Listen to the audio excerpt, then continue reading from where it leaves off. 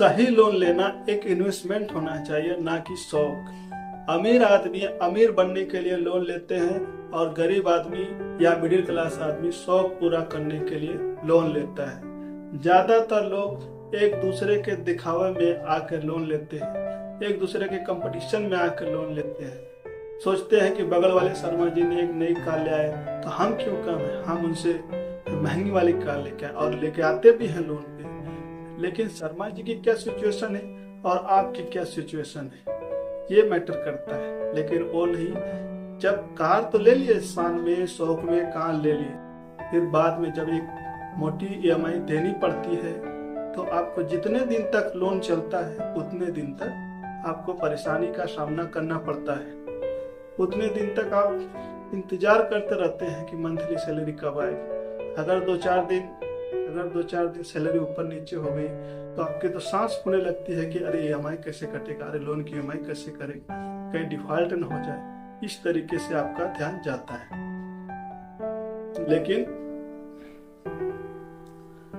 लेकिन बैंक वाले भी सैलरी होगी, चाहे प्राइवेट हो चाहे सरकारी हो, इनको लोन बहुत आसानी से दे देते हैं। इनको पता है कि एक बार मैंने इनको लोन दे दिया, ये कहाँ जाएंगे, नौकरी छोड़कर आदमी जा नहीं सकता।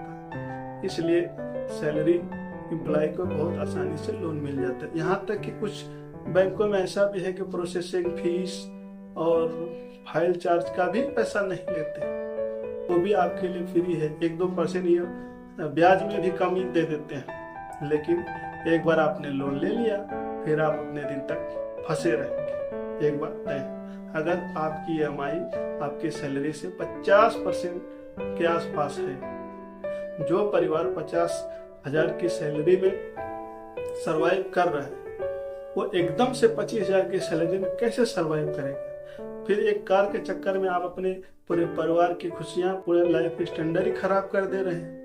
क्या यही लोन है? एक कार लेने के लिए कार का वैल्यू भी डिक्रीज ही हो जाती है एक बार लेने के बाद। तो शौक के चक्कर में आपका परिवार का पूरा सिस्टम स्ट्रक्चर ही बिगड़ जाता है। कुछ लोग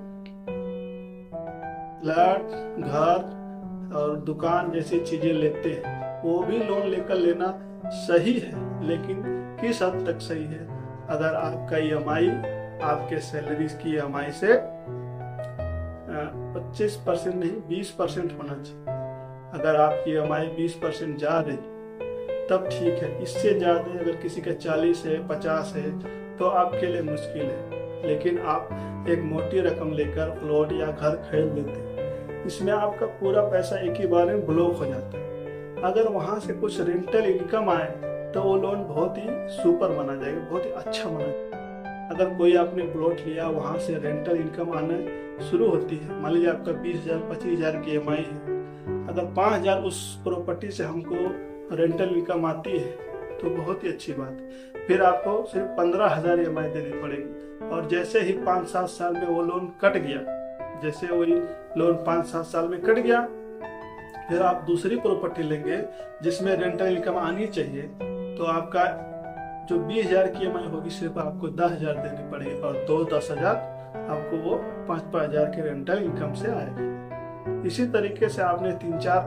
प्रॉपर्टी ले लिए जहाँ से 20,000 25,000 की रेंटल इनकम आ रही, तो 5वीं प्रॉपर्टी लेने के लिए आपको अपनी सैलरी से EMI कटवाने की जरूरत नहीं होगी।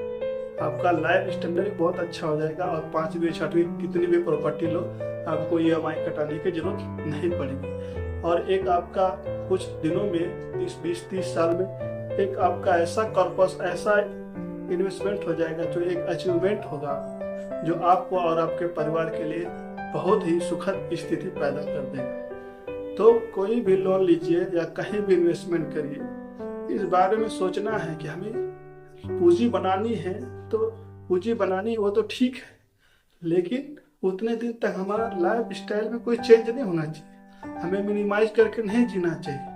हाँ, वर्तमान को भी जीना है और भविष्य के लिए भी इन्वेस्टमेंट करना है। इस इन्वेस्टमेंट के चक्कर में कर्ज के बोझ तले अपने परिवारों की खुशियां को डिनाय मत करिए, अपने परिवार की खुशियों को मिनिमाइज मत करिए।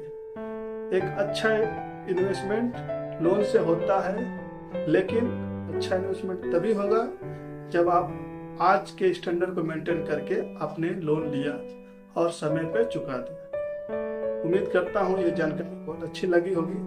अगर जानकारी अच्छी लगी होगी तो चैनल को सब्सक्राइब करें। थैंक यू, धन्यवाद।